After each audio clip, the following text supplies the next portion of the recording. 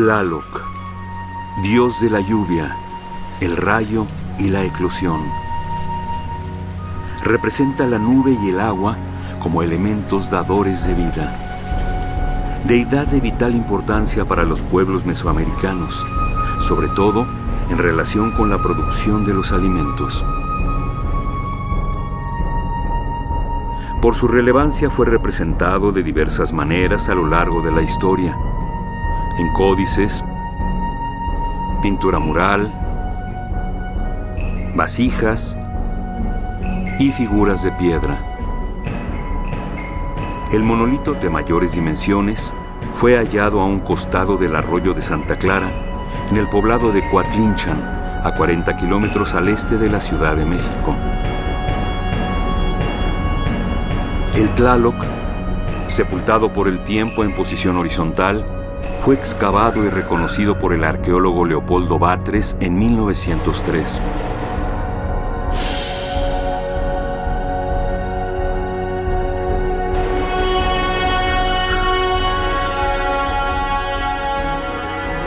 Al director de la construcción le fue encomendado el transporte de las piezas que se iban a exponer en el nuevo museo. La más importante de ellas era el monolito Tlaloc, dios de la lluvia, con un peso de 167 toneladas y que yacía en el pueblo de Coatlinchan. Se trasladó a la Ciudad de México en 1964. Al ser expuesto a la intemperie en una de las avenidas más importantes de la Ciudad de México, el Tlaloc se convertiría en una de las referencias más importantes y conocidas del Museo Nacional de Antropología. En el momento mismo en que Tlaloc entraba en la Ciudad de México, la lluvia caía como cortina y dosel adecuado al dios de las nubes y de la fertilidad.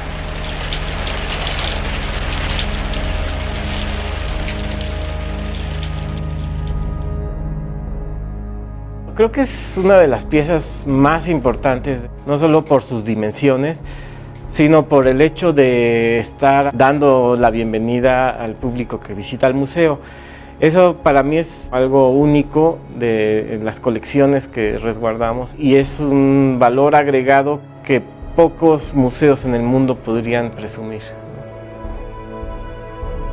Está considerado el quinto monolito más grande del mundo y como único en su fisionomía, en su estética.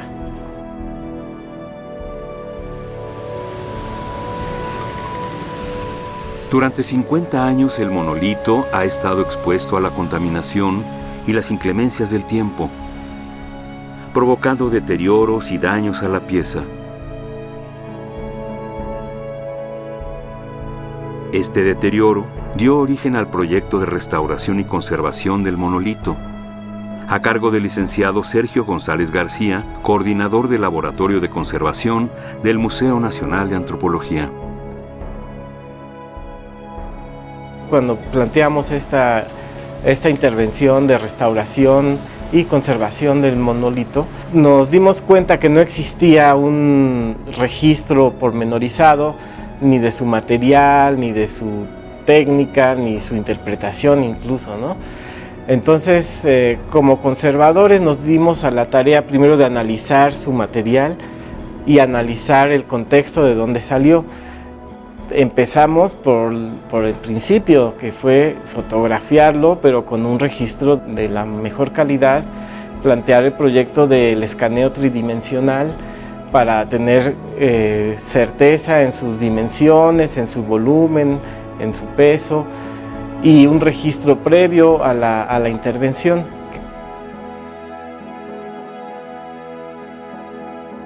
Sí fuimos a Coatlinchan a recolectar piedras similares con la que fue elaborada el monolito y a observar también el entorno del lugar para ver cómo pudo haber llegado una piedra de ese volumen a ese lugar, ¿no?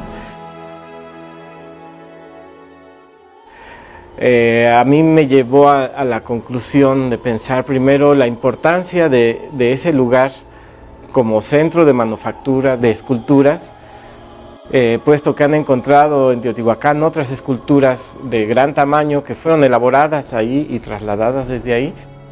como también la importancia política, cultural de Coatlinchan desde épocas prehispánicas. Estas muestras fueron identificadas junto con una muestra también del propio monolito. Entonces se pudo identificar cuál era una piedra con la misma composición, ¿no?, que la del monolito que está aquí exhibido en Reforma. El objetivo de esto es poder hacer pruebas destructivas en muestras del mismo material, ¿no?, sin tener que tomar muestras del monolito.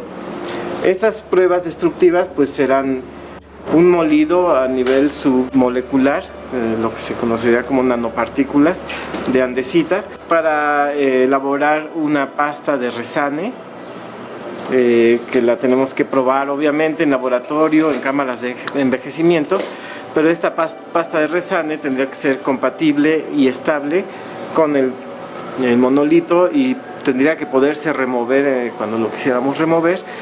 Y es la pasta, digamos, que rellenaría los huecos para evitar que se encharque el agua en el monolito.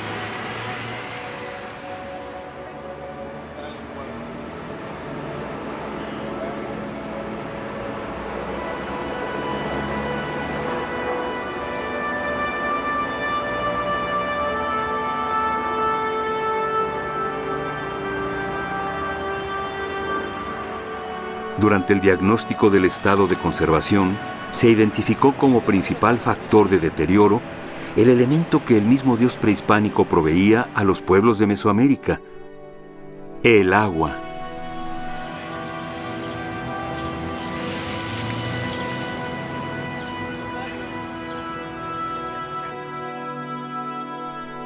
En la restauración participaron diversas áreas del Instituto Nacional de Antropología e Historia, el Museo Nacional de Antropología y la Universidad Nacional Autónoma de México. Un numeroso grupo de expertos pusieron en marcha una serie de investigaciones y aplicaciones para dar soporte a la restauración y conservación del monolito, conformando un proyecto integral en beneficio del Tlaloc.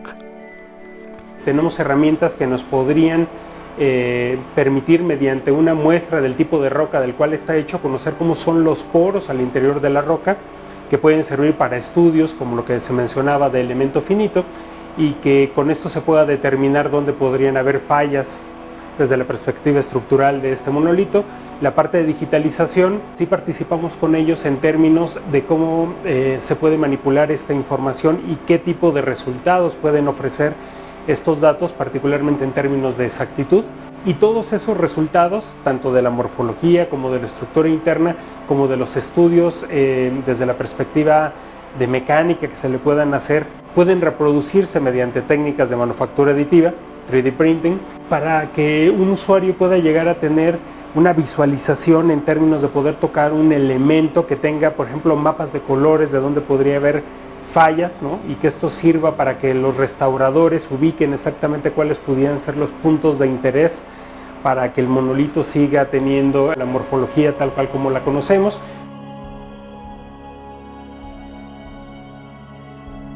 En el caso de los monumentos que estamos nosotros interesados en la colaboración con la antropología, pues es esta restauración del monolito de Tlaloc, donde interesa pues la textura de la piedra, y estos son dos partes, que es las imágenes de las fotografías que se adquirieron, pero la textura tridimensional, o sea, la rugosidad, la cosa que uno, cuando pasa uno la mano, se ve esta que sí es más lisa, etc.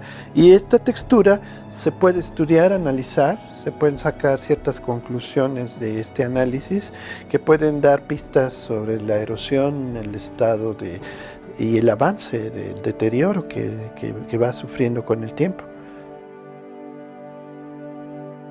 Lo principal fue hacer un registro del estado actual, llamarlo así, en el momento como se encontraba cuando se hizo la aplicación de esta tecnología de barrido láser, lo que nos permitió construir un modelo tridimensional único a través de una nube de puntos.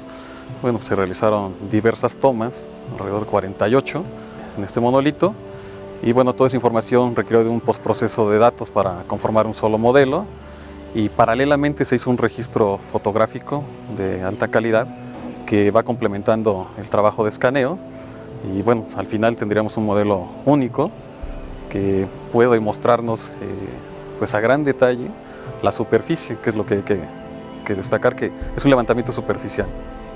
Lo importante que hemos visto en el desarrollo de este proyecto en laboratorio es dejar legado documental, en este caso digital, a generaciones futuras. En el caso de la arquitectura, en el caso de los bienes muebles, pues es formar una base de datos con modelos digitales precisos del patrimonio.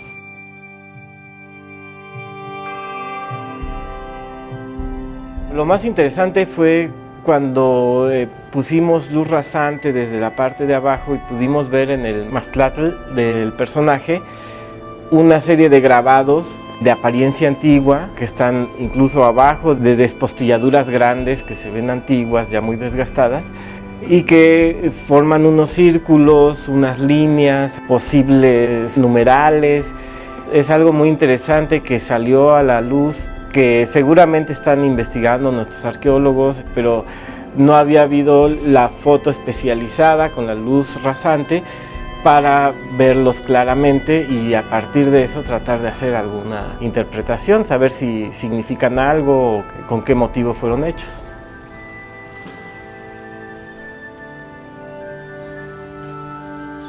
El proyecto que realizamos partió de investigaciones, de datos duros, de registros, de experimentos.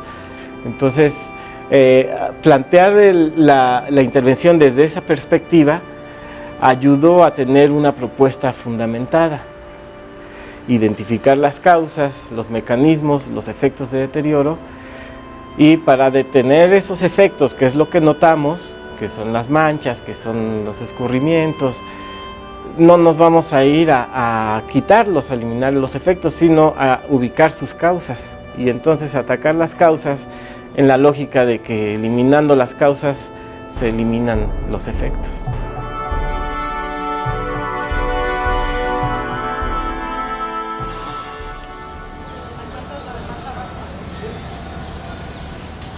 Nos dimos ya la tarea de implementar la intervención. Decidimos que no íbamos a meterle solventes orgánicos, decidimos usar el alcohol como tensoactivo, agua destilada para limpiar superficialmente con cepillos la superficie, buscar un nivel similar de limpieza en todo el monolito, que es un poco difícil por el tamaño y por los diferentes grados de suciedad que presentaba. Tratar de eliminar los encharcamientos de agua de lluvia, que eran el principal elemento o factor de deterioro, ¿no? El agua estancada en una piedra es como el cáncer de la piedra. Se va a ir transminando el agua, va a buscar frentes de evaporación, va a agrandar fisuras, va a crear canales de desagüe. El agua de la fuente estaba en contacto con la parte baja del monolito y sabemos que las aguas en la ciudad está clorada, pero este cloro puede ser muy dañino para las piedras al absorberse en los poros de la piedra por capilaridad y después secarse, ¿no? Y pueden crecer los cristales de los cloruros rompiendo a la piedra o creando frentes de evaporación. Entonces también nos planteamos bajar el nivel del agua de la fuente para que no esté en contacto permanente con el monolito y darle mantenimiento al soporte metálico, ver el mantenimiento de los elementos estructurales también en la perspectiva de la conservación integral del monolito.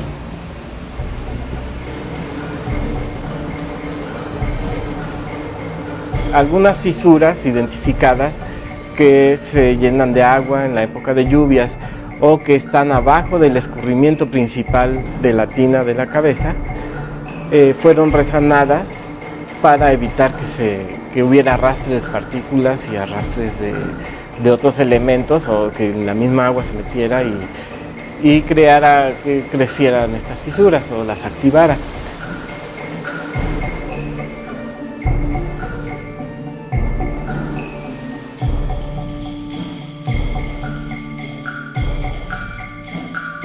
No usamos ningún polímero sintético ni intentamos meter nada que en un futuro próximo pudiera reaccionar de forma negativa o descontrolada, ¿no?, con el monolito. Nos basamos en 3 principios teóricos de la conservación, que es la reversibilidad de los materiales y los procesos que aplicas, la compatibilidad también de estos materiales con el sustrato y su estabilidad a largo plazo. Eliminamos líquenes y musgos, algunos líquenes muy adheridos a la superficie, para lo que tuvimos que utilizar vapor, técnicas pues muy directas, ¿no? Muy directas de limpieza, muy delicadas. Tratarla como si fuera una pieza pequeña, ¿no? A final de cuentas fue un trabajo muy grande, pero detallado. Por último, lo que hicimos fue un registro fotográfico final para hacer la comparación del antes y el después, y después es un parámetro para las siguientes intervenciones. Entonces lo que sigue es poner en marcha un plan de mantenimiento a largo plazo. Estás interviniendo algo muy poderoso, como la gente lo ve, ¿no? Como la gente lo sigue viendo, respetando, admirando o temiéndole. Uno mismo se impresiona al acercarse, al tocarlo, al subirse, es como una montaña, ¿no? Entonces cuando estás allá arriba sientes todo el trabajo que tiene atrás, el trabajo también de traerlo para acá y ponerlo en donde está y que sea una referencia urbana, ¿no? Eso te crea ciertas protecciones, ¿no? Y tener respeto pues a lo creado por nuestros antepasados, ¿no?